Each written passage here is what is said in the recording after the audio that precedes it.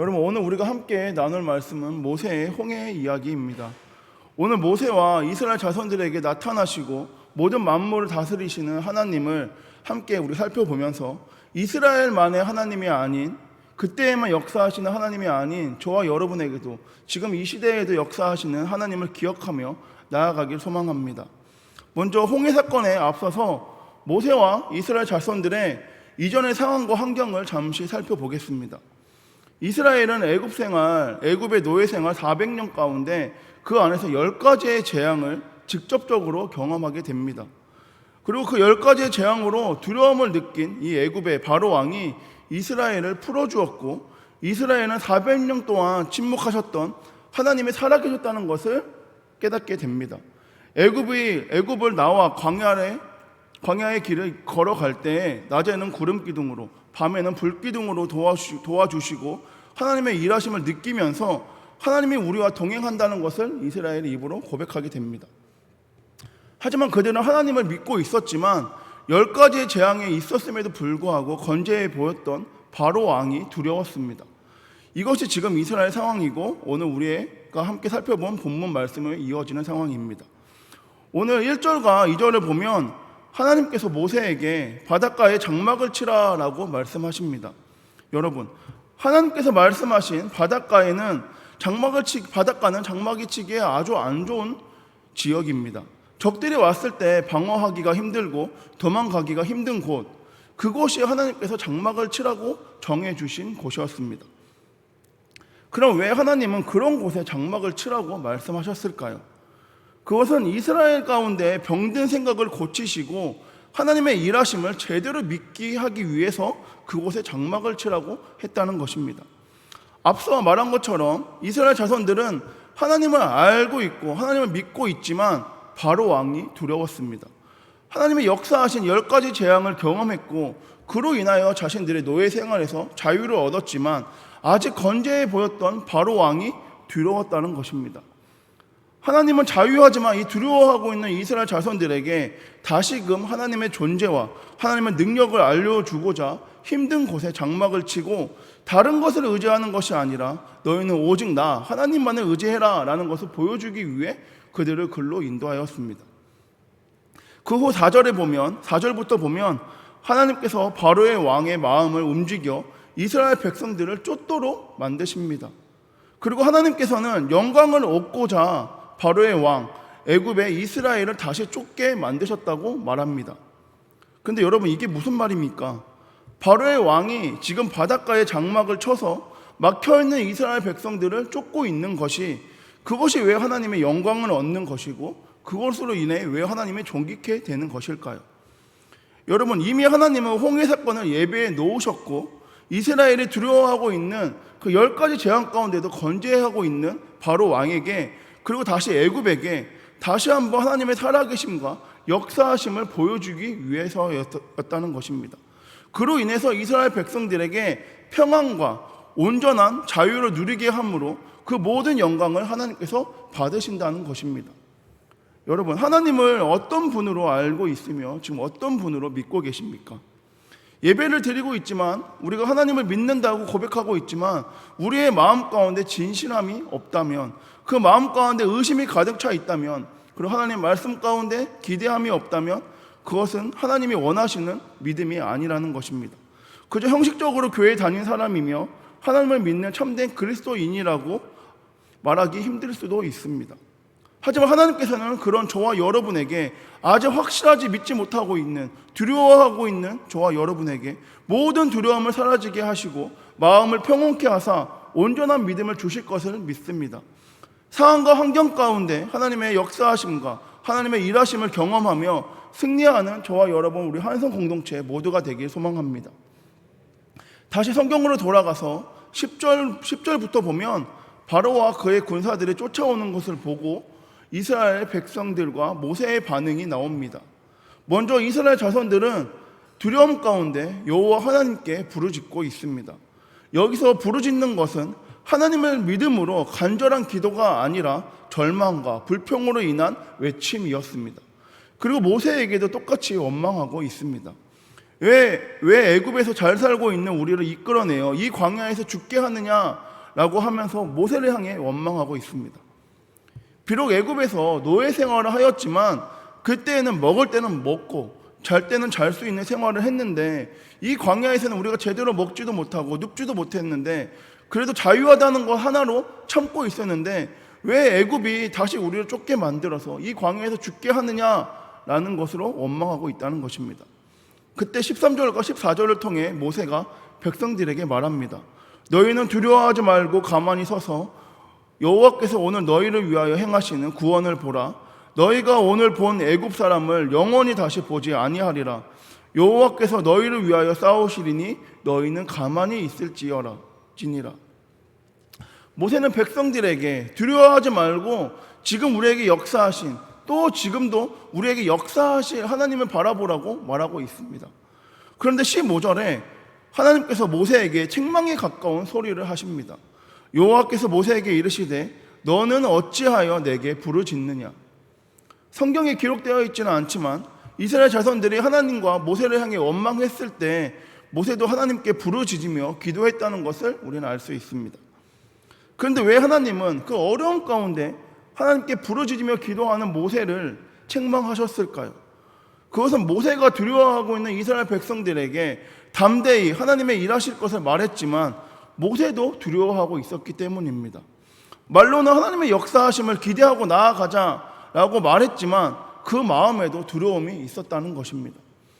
모세도 그 순간에는 이스라엘 자손들과 같이 바로 왕과 그의 군사들이 무섭고 두려웠다는 것입니다.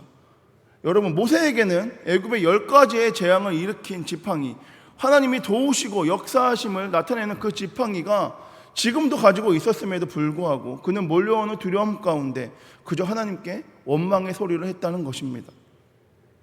그래서 하나님은 이스라엘 지도자인 모세, 하나님의 일하심을 직접적으로 경험했던 모세마저도 두려워하고 부르짖는 모습을 보며, 모세마저도 하나님을 원망하는 모습을 보며 모세를 질책했다는 것입니다. 여러분, 출애굽기 3장을 보면 하나님께서 모세를 부르는 장면이 나옵니다. 그리고 3장 12절에 하나님이 이르시되 내가 반드시 너와 함께 있으리라. 내가 그 백성을 애굽에서 인도하여 낸 후에 너희가 이 산에서 하나님을 섬기리니 이것이 내가 너를 보낸 증거니라 라고 하나님께서 약속의 말씀을 주셨습니다. 모세는 하나님으로부터 약속의 말씀을 받았습니다. 애굽에서 인도해 낸 후에 너희가 이 산, 곧 시내산에서 하나님을 섬기리라 라는 약속의 말씀을 받았습니다. 그리고 10가지 재앙을 경험했음에도 막다른 길, 사람의 생각으로 갈 수 없는 길 앞에 서게 되자 모세도 두려웠다는 것입니다. 여러분, 하나님의 약속의 말씀을 믿고 순종하며 나아가기를 원합니다. 저는 이제 새로운 피조물이 되어라 라는 하나님의 말씀 가운데 신학의 길을 걷게 되었습니다. 그리고 이번 청년 수련회를 통하여 새로운 말씀을 듣게 되었습니다. 그 말씀은 죽어진 영혼을 다시 살려라, 내가 도와주리라 라는 말씀이었습니다. 저는 영혼을 살리라 라는 말씀 가운데 하나님께 이렇게 물었습니다. 하나님, 저는 영혼을 살리고 있어요. 매 순간 말씀과 기도로 양육으로 살리고 있고 저의 시간과 물질로 섬기고 있어요. 제 나름 최선을 다하고 있는데 이제 어떻게 더 해야 되죠? 저는 하나님께 나름 열심히 하고 있다고 칭찬을 받기 위해 하나님께 고백하였습니다. 그런데 하나님께서 계속 저에게 주시는 2가지 마음이 있었습니다. 먼저 첫 번째 마음은 죽어진 영혼을 살려라, 그리고 먼저 성령을 구해라. 두 번째 마음은 내가 너를 사랑하고 살린 것처럼 너의 영혼을 사랑하고 살려라. 저는 그때야 깨닫고 하나님께 다시 회개의 기도로 고백하였습니다. 하나님, 저의 기준에 맞춰 전도사라는 직분으로 인하여 영혼을 사랑하였습니다. 이제 그 기준을 하나님께로 맞추고 하나님께서 맡겨주신 영혼을 사랑하겠습니다. 제가 기준이 아니라, 사람의 생각과 경험이 아니라 하나님의 시선에서 영혼을 사랑하고 영혼을 섬기고 살리겠습니다. 여러분, 사람의 시선과 기준에서 판단하는 것이 아니라 하나님의 시선과 기준에서 바라보기를 원합니다. 사람의 시선에서 보면 영혼을 사랑하고 살려라 라는 말씀이었습니다. 그러나 하나님의 시선에서 보니까 내가 도와주리라, 내가 사랑한 것처럼 이라는 말씀이 들어가 있었습니다. 모세에게는 내가 반드시 너와 함께 있으리라, 애굽에서 인도하여 낸 후에 너희가 이 산에서 하나님을 섬기리라, 그것이 증거니라의 말씀이 있었습니다. 그러나 여러분, 막다른 길 앞에 서게 되자, 보이지 않는 길 앞에 서게 되자 하나님의 약속의 말씀이 보이지도 들리지도 생각나지도 않게 되었습니다. 그렇게 우리는 늘 깨어 있어야 합니다. 늘 성령 충만으로 나아가야 합니다. 바라기는 하나님의 약속의 말씀을 사람의 생각과 사람의 기준으로 보는 것이 아니라 하나님의 시선으로 바라보기를 원합니다. 하나님의 시선으로 바라볼 때에 하나님의 약속의 말씀이 성취될 것을 믿고 기대하며 나아가는 저와 여러분, 우리 모두가 되길 소망합니다. 다시 본문으로 돌아가서 하나님은 모세에게 홍해를 갈라지게 하는 방법, 그 어렵고 두려운 상황을 이겨낼 수 있는 방법을 알려주십니다. 그것은 모세가 가지고 있는 지팡이를 바다 위로 내밀어 갈라지게 하는 것이었습니다. 그리고 그 모든 것을 계획하신 분이 하나님이라는 것을, 그 모든 것을 계획한 이유가 하나님께서 영광을 얻고자 했다는 것을 말씀해 주십니다. 그리고 그 뒷이야기는 우리 모두가 잘 알듯이 이스라엘 자손들은 무사히 홍해를 건넜고 그 뒤를 따르는 애국 군사들은 모두 홍해에서 덮여 죽임을 당하게 됩니다. 이것으로 모세와 이스라엘 자손들은 다시 한번 하나님의 역사하심을 경험하고 그 모든 영광을 하나님께 올려드립니다. 여러분, 모세와 이스라엘 자손들, 그들에게 큰 산, 큰 어려움은 무엇이었습니까? 그리고 그 큰 어려움을 해결하는 방법은 무엇이었습니까? 그 큰 어려움은 홍해라는 바다였고 그 문제를 해결하는 방법은 모세의 지팡이, 하나님의 일하심이었습니다. 그러나 홍해 바다는 갑자기 어느 순간에 모세와 이스라엘 자손들에게 갑자기 나타난 것이 아니라 그들이 광야에 오기 전부터 애굽에서 노예 생활을 할 때에 그것보다 그 전부터 그 자리에 있었던 바다였습니다.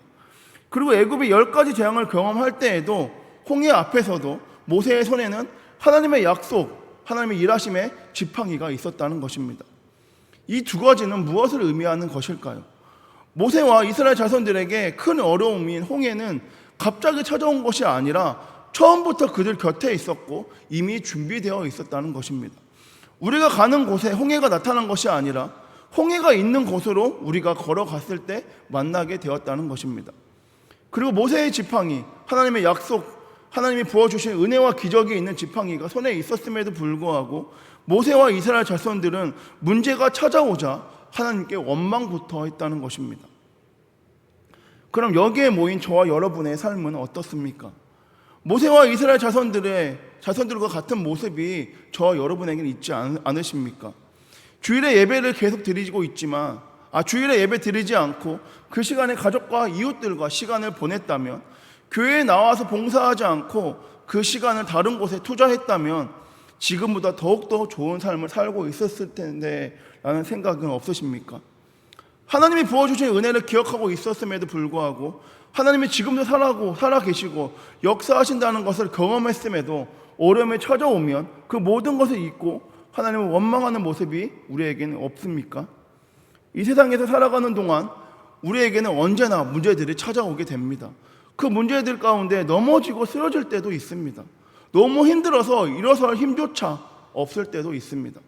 그러나 그 모든 가운데 동행하시는 하나님, 어제도 오늘도 내일도 우리와 함께 하시고 역사하시는 하나님을 바라보며 하나님께 고백하며 나아가길 원합니다. 그리고 역사하시는 하나님의 모습을 기억하며 나아가길 원합니다. 모세에게는 지팡이가 있었던 것처럼 우리 모두에게도 하나님의 약속하심이 있었습니다. 과거에 하나님이 나에게 부어주신 은혜와 기적, 그 약속을 기억하며 나아가길 원합니다. 시련과 고난을 통해서 하나님의 역사하심을 경험하심으로 우리 모두가 마음에 굳건한 믿음이 생기길 소망합니다. 마지막으로 홍해를 건너다라는 찬양의 가사를 나누고 말씀을 정리하겠습니다. 홍해를 건너다라는 찬양의 가사는 이렇습니다. 너희는 가만히 있어 여호와가 너희를 위하여 싸우시리니 가만히 있어. 주가 너희를 위하여 싸우시리니 너희는 가만히 있을지어다. 두려워하지 말고 가만히 서서 여호와 주가 베푸시는 구원을 보라. 두려워하지 말고 가만히 서서 주가 너희를 위하여 행하시는 구원을 보라. 여러분, 우리가 할 일은 가만히 서 있는 것입니다. 두려워하지 않고 의심하지 않고 우리를 위해서 베푸실 주님의 은혜를 기대하면서 가만히 서 있는 것입니다. 그런데 쉽지 않습니다. 가만히 있는 것, 그냥 기다리고 있는 것이 쉽지 않습니다. 세상은 그만큼 빠르게 돌아가고 우리의 생각과 경험으로 이해되지 않기 때문에 우리는 가만히 있을 수 없다는 것입니다. 그러나 기억해야 할 것은 우리가 가만히 있을 때 주님께서 일하신다는 것입니다. 주님의 약속의 말씀을 믿고 두려워하지 않고 의심하지 않고 가만히 서서 우리를 위해 싸우시는 주님의 역사하심을 보면 된다는 것입니다.